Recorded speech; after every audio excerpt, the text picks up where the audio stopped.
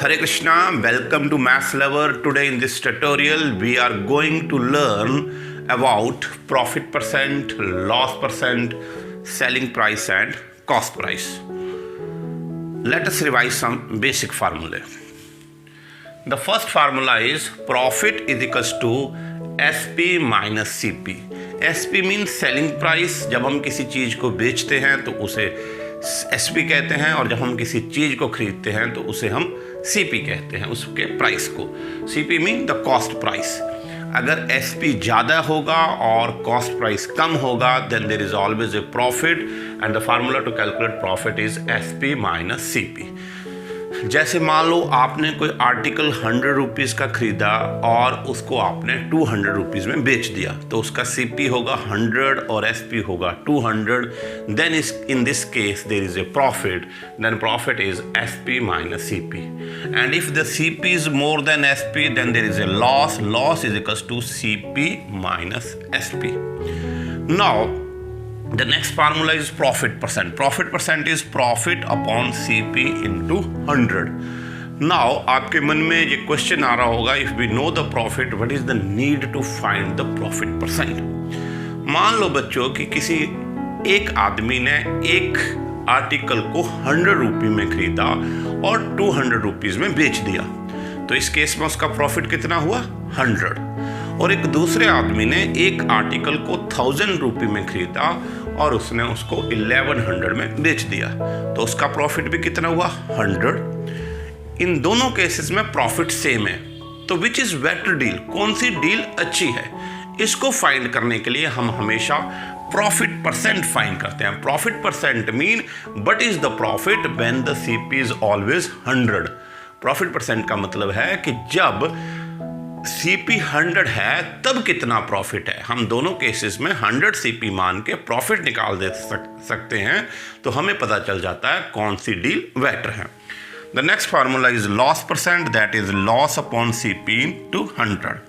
Now the formula to find SP when there is a profit. तो CP into 100 plus profit percent upon 100.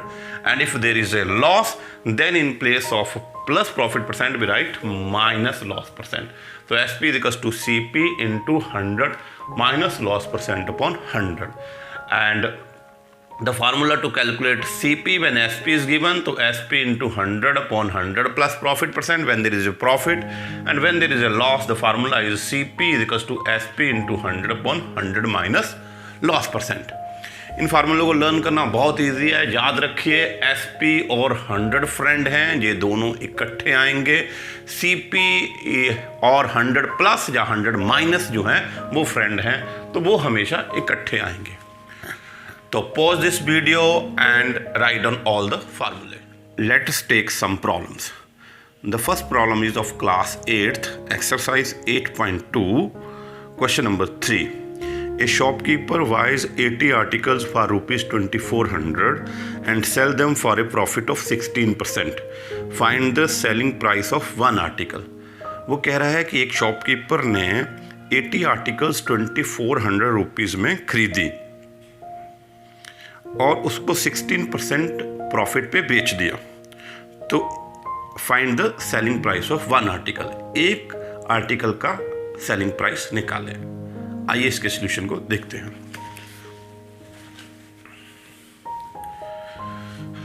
Look here बच्चों, हमें 80 articles का cost price दिया हुआ है लेकिन उसने हमसे एक आर्टिकल का सेलिंग प्राइस पूछा है तो हमें एक आर्टिकल का ही कॉस्ट प्राइस पता होना चाहिए.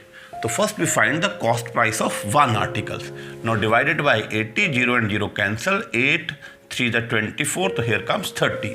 Mean cost price of one article is rupees 30. Now profit percent is given 16. Now we have to find the SP of one article. We apply the formula that is CP into 100 plus profit percent upon 100. We put the value here. CP is 30 and profit percent is 16. We put here. So 30 into 100 plus 16 upon 100. 30 into 116 upon 100 and then we multiply them and we get 3480 upon 100. Place the decimal, so we will get 34.80. Thus SP of one article is rupees 34.80. Let's take the new problem. Next sum. Exercise 8.2, class 8th, question number 4. The cost of an article was rupees 15,500 and rupees 450 were spent on its repair.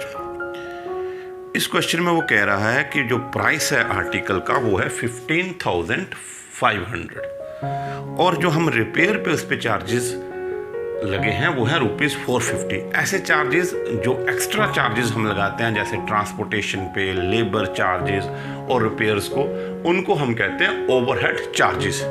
तो जो हमारे पास net CP आता है that is the price of the article plus overhead charges. तो जब हम इन दोनों को ऐड करेंगे तब हमारे पास नेट सीपी आएगा, नेट कॉस्ट प्राइस आएगा। तो इस केस में हमारे पास नेट कॉस्ट प्राइस आ गया 15,500 plus 450 that is 15,950. Now it is given that if the profit percent is 15, find its selling price. Now profit percent is 15, so SP is CP into 100 plus profit percent upon 100.